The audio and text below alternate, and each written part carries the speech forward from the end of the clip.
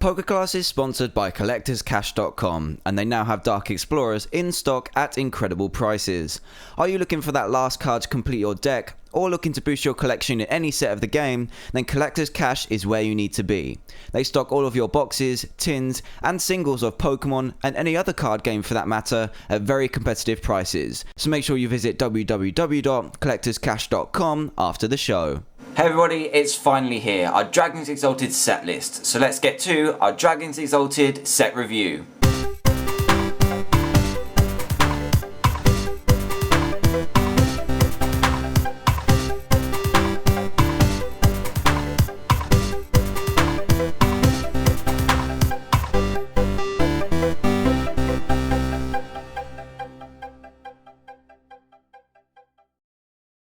Hey everyone, and welcome to episode 81 of PokeClass. This week is a very exciting episode indeed, as we have almost all of the full scans for Dragons Exalted, the latest expansion from the Black and White series. I've been talking about cards included in this set for a couple of weeks now, as we're slowly moving towards a new format, which needed discussing straight away. These cards were Japanese when I first started, but now they're here in their fully confirmed English form. As expected, we received 100% of the cards from Dragon Blade and Dragon Blast sets in Japan, as well as a few from the special Dragon collection released as a mini set in Japan. There are some very interesting cards in here which I'm sure you're aware of, so let's get to my Dragons Exalted set review. And I'm going to start off with Roserade from the grass Pokemon in the set, and I'm mainly looking at this card for its ability. Leparthrum is Roserade's ability, and what it does is when you play Roserade from your hand to evolve one of your Pokemon, you can search for any card in your deck and place it into your hand. From the off, this sounds like an amazing ability to have, as you can pluck any single card from your deck that you need for the turn to finish off the play you want, and get ahead in the game. However, that is where Roserade really stops being so good. The 90 HP is nice since you'll be able to search it out with Level Ball, and the need to evolve isn't too bad either, it's just the attack that lets it down. Squeeze does 30 damage for 2 energy, and if you flip heads, you get an extra 20 damage with paralysis thrown in there too. Of course, there is Fliptini that you can pair with this, but with the low chance of hitting a decent amount of heads paired with the low damage output, Roserade isn't going to be doing much in the attacking front. As for seeing competitive play, I'm not too sure where Roserade will sit, as its ability is amazing, but is it worth the space and bench spot just to search for one card once? Devolution Spray, coming up later, will be perfect with this card, but I'm not sure whether it will be worth the hassle when normal draw supporters can usually do the job. The next card I want to quickly cover is one you should be completely familiar with already, as it is featured in my past 2 deck analysis and will see a lot of competitive play, at least as the format develops. Mogul is confirmed in the English set, and we will all be testing it out for its Call for Family attack, which costs just a single colourless energy, meaning it can fit into many decks. Grabbing 2 basic Pokemon the initial couple of turns is going to be invaluable for multiple stage 2 decks making a comeback, but players are already questioning its need in faster decks which can opt for quicker attackers while setting up instead. Either way, this card will see play and should be tested if you're looking for a safer setup. On to our first EX review of the set, and it's a good one, Mew EX. Mew has already been gaining hype from Japan because of its great versatility, which goes well with its ability, aptly named Versatile. Versatile allows Mew to use the attacks of any Pokemon in play, and that includes both sides of the field, as long as you have the appropriate energy. This is really interesting as an ability, as it is going to make Mew a Pokemon that can spring out of nowhere and copy attacks you wouldn't think of from either side of the field, but Mew's biggest weakness is its psychic weakness. As Mew is a psychic type, it will be able to one-hit KO Mewtwo EX, as it can copy X-Ball through Versatile, but sitting there with a tiny 120 HP, Mewtwo will be making mincemeat of the little Mew here. This does however make the Mewtwo war kind of play a little bit more interestingly, as there is another guy that can come and KO Mewtwo outright, but when not taking Mewtwo into consideration, 120 HP is still very low, seeing as a simple Bolt Strike can take 2 very easy prizes. There are cards like Eviolite that will be able to help Mew out, but that only gives it 140 HP, still very weak for an EX Pokemon. Even though it is so weak, it kind of balances out the strength of its ability, as I'm sure you'll be seeing this pop up as an alternative attacker in pretty much any deck that wants to cause some confusion for the opponent. A surprising and versatile attacker will also be seeing some testing and competitive play. There are a couple of other very interesting psychic Pokemon in the set, so I'll quickly go over the main ones, starting with Shedinja. This card has an ability called Empty Shell, which states that when Shedinja is knocked out, your opponent does not take a prize. The attack is really lackluster and it only has 60 HP, meaning your opponent can rip through these quickly to find prizes other ways. However, I know it can work in Unlimited, but right now I feel it's an ability waiting to be broken.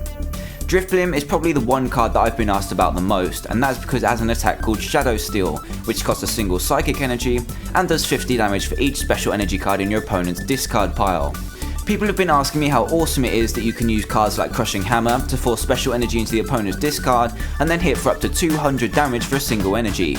In theory, yep, this is very good, but I feel it is going to be very easy to play around, and Drifblim has a glaring dark weakness. If your opponent sees this coming, they just won't play the special energy they have, or if they have to, when Drifblim is set up, it isn't going to be hard to KO in one shot, even without a Darkness Pokemon. An interesting attack, but far too easy to play around for my liking. Another card I've already covered in an episode is up next, Sigilyph. Safeguard is its ability and states that Sigilyph doesn't take any damage from your opponent's EXs. This could be a great way to stall against a field full of EXs while you gather up some momentum yourself, or you could get Psychic powered up to start hitting out on Mewtwo's for double damage.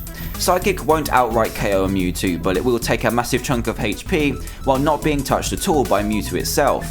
A card we'll definitely see in decks that need to defend against Mew EX. Garbodor is the last Psychic Pokemon, and I want to quickly go over it as it has a very interesting ability called Garbotoxin, which states that if a tool card is attached to Garbodor, all abilities in play, in both players' hands and discard pile, no longer work. That's right, if you attach a tool to Garbodor, all abilities no longer work. However, it does turn off every ability on the field, including your own, apart from Garbotoxin of course, and Tool Scrapper is going to be a threat to whichever tool you decide to attach to this Pokemon, a card I'll get to later. A very nice ability which could work, but with most decks needing abilities to function, you could just be creating a similar situation for both players, not something you want to be doing. Skipping through the list and onto the Dragon-type Pokemon now, which we should all be familiar with by now as they're a huge part of my previous 2 deck analysis episodes, so I'm going to quickly cover them all at once. Gabite was a card people were speculating might not be in the English set, but we have it confirmed and ready to use its Dragon Call ability to search out Dragon Pokemon from your deck. This card is going to be a huge part of the Garchomp Altaria deck, which will quickly become a popular archetype, and features this Garchomp with Mat Cut, which does 60 damage for a single fighting energy, and 100 damage for 2 energy, which is all powered up by Altaria's Fight Song ability, which is also confirmed in this set. However, this card isn't just in the regular set, but it's also the pre-release promo, which is nice to see, as we usually get an uncompetitive card for collecting, but seeing as we can get a future competitive card for attending a pre-release is awesome. Hydreigon is also confirmed as expected and will also pair nicely with Darkrai to make another already popular deck archetype for the new season because of its ability Dark Trance, which allows you to move dark energy around as much as you like during your turn. This makes Darkrai even more versatile than it was before and pairs well with Max Potion, also a main part of the archetype Hydreigon is part of.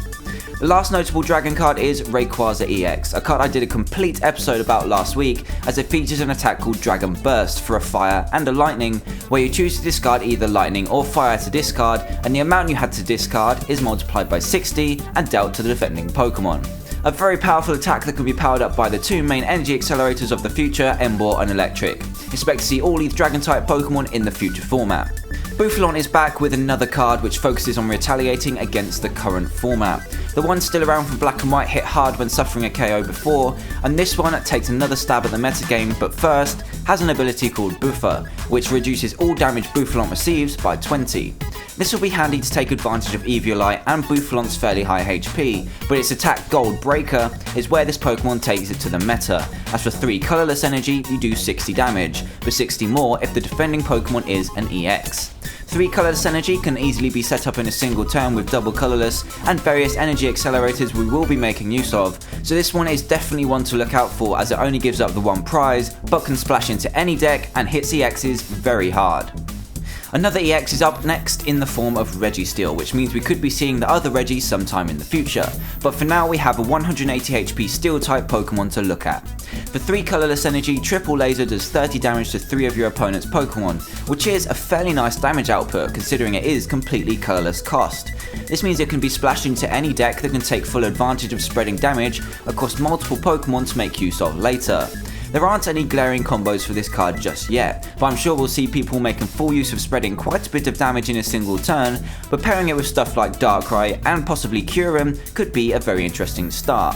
The second attack isn't much at all. 4 energy for 80 and reduce 20 damage next turn isn't that great, and with Special Metal not in the format anymore, this won't be an attack you'll be seeing from Reggie Steel if you see him at all in competitive play.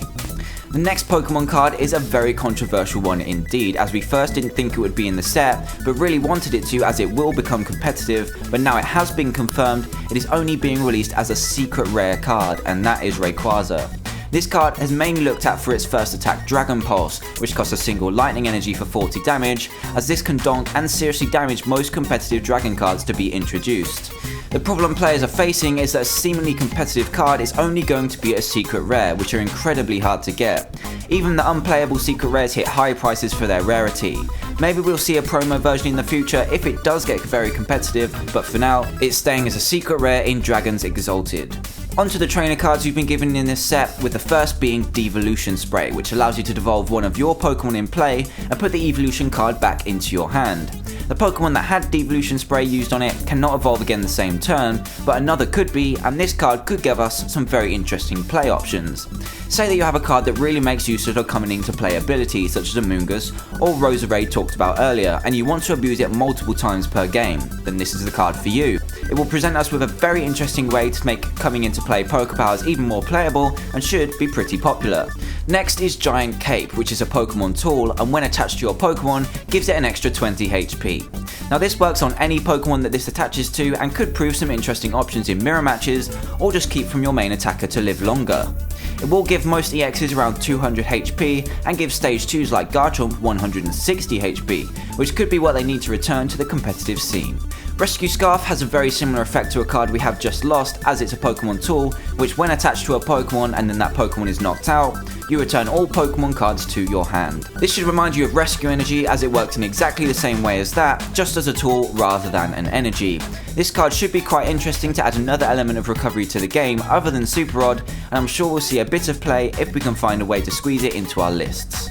The last item card I have already talked about and is Tool Scrapper, which allows you to choose 2 Pokemon tool cards in play and discard them. This is where the meta could be effective, with things like Eviolite being quite an important element of the format right now. In Japan, players have opted to play cards like Potion over Eviolite because of this card being played, so it will be interesting to see if it has the same kind of play over here. 2 other cards need to be covered, which are the 2 Blend Energy cards, also cards I have covered previously. When attached to a Pokemon, each of these provide all of the energy stated on the card, one being Psychic, Fire, Dark or Grass, and the other being Lightning, Water, Metal and Fighting. These cards should allow for easier inclusion of text into decks that need it, as they can have multiple functions in many lists. 2 cards I will expect to see a lot. So when I said we had the complete English scans, that was a little untruthful, as we don't have all of the scans yet until a few pre-releases have completed today, but we do know what the set list will be for the English set, so let's get going over those cards that we only have a Japanese scan for, but will be definitely in the set. First up is Ninetales, making a return to the game after being rotated out just before this set was released, and it actually has some pretty decent stats. 90 HP as usual for a stage 1 and makes it compatible with Level Ball, a great way to search out Pokemon in this format. But what Ninetales is all about is its ability, and its attack is pretty decent too. The ability should ring bells for players of a previous format, as it's called Bright Look and does exactly the same as Luxray GL Level X did. When Ninetales enters play, you get to drag up one of your opponent's Pokemon into the active position. Now this isn't going to be as devastating as it was on Luxray, as Luxray had all the SP benefits and Pokemon Catcher wasn't in the format. However, people will start to experiment with this card, as it is a searchable form of Pokemon Catcher and could help out if any form of Trainer Lock gets popular in the new format. Ninetales' attack is called Cursed Flame for a single fire energy, and it does 20 damage plus 50 more damage for each special condition on the defending Pokemon. So this means that your damage output can be increased by a maximum of 100 damage, but makes you hitting for 120 damage for just a single energy. This sounds incredible and can be achieved when using cards such as Amoonguss, with Ninetales Amoonguss already becoming a tested archetype in the new format. I'll be covering more information about this deck next week, but the main idea is to use Bright Look to select your KO target, affect them with both Poison and Confusion, and then hit them for 120 damage with Cursed Flame. The deck is a little fragile, but this card is the centre of it and could become a very interesting addition to the format, depending on how it develops. Next is Ho-Oh EX, one of the X's we're missing from the English scans, but we know what it does and it has a single ability and attack. Phoenix is Ho-Oh's ability and can be only used when Ho-Oh is in the discard pile, already a unique effect. However, you must flip a coin and if heads, attach 3 different basic energy cards to Ho-Oh and place it onto your bench. So so a very unique ability which is slightly confusing at the moment as it doesn't state where the energy must come from, either the hand or the discard, so we'll have to wait to get that cleared up. The attack costs 3 colourless energy and allows you to do 20 damage, plus 20 more for each different type of energy you have attached to Ho-Oh. So you can see the synergy Ho-Oh has with itself, but overall, I don't think the damage output is good enough to use competitively. Getting the multiple energy types onto this Pokemon, even with the ability, is going to be tricky, so I'm not too sure about this one yet. We've got Terrakion EX up next, but does it live up to the greatness of its regular form? I think it could do. The first attack is called Rock Tumble and does 50 damage for a fighting and a colourless, and not being affected by resistance could come in handy if Tornadus EX stays popular. But it's the second attack we want to read. Pump Smash costs 2 fighting energy and a colourless doing 90 damage, which is similar to Land Crush, but you have an added effect that you can attach 2 basic energy cards from your hand onto any of your bench Pokemon in any way you like. This is a really nice form of energy acceleration with a nice amount of damage output and can pair well with experience share to keep as much energy on the field as possible to continue the assault. This could be paired with quite a lot of stuff and may keep the Mono Terrakion deck alive in the new format. Great typing and a form of energy acceleration in the attack will cause this EX upgrade for Terrakion to see competitive play. And our final EX is Giratina EX, another dragon type with 100 HP and traditional dragon type weakness. This will be a card that can take full advantage of blend energy as the attacks do have strange costs, with Tear being the first, costing Grass, Psychic and a colourless for 90 damage. This damage dealt isn't affected by anything on the defending Pokemon, such as abilities on Sigilif and stuff like that, so it could be played if specific techs become a problem for specific decks. The second attack needs an extra colourless energy for 130 damage, and you have to discard the top 3 cards of your deck. Overall, I feel this is one of the worst EXs of the set. The energy costs are awkward even with blend energy being introduced, and the attacks aren't too special either. If we do see this around, I'm sure Tear will be the main attack that is used competitively. A final note about this set would be the 3 other secret rares other than the controversial Rayquaza, which are reprints of Royal Heal Serperior, Damage Swap Reuniclus and Ride the Wave Crocodile. These are all look pretty cool as expected and could see some play depending on how the format develops. Either way, some cool looking reprints for you collectors out there. And that is pretty much your Dragons Exalted set. Thank you for watching this very long episode, as there have been a lot of interesting cards to talk about, which is set to start the new season off with a bang in September. This set will be officially released on August the 15th and pre-releases start this weekend, so get to those to grab some of these cards early. Thanks again for watching this week's episode of PokeClass. Please leave a like and subscribe if you haven't already, and please leave a comment down below of what you think of the set. Have a great weekend.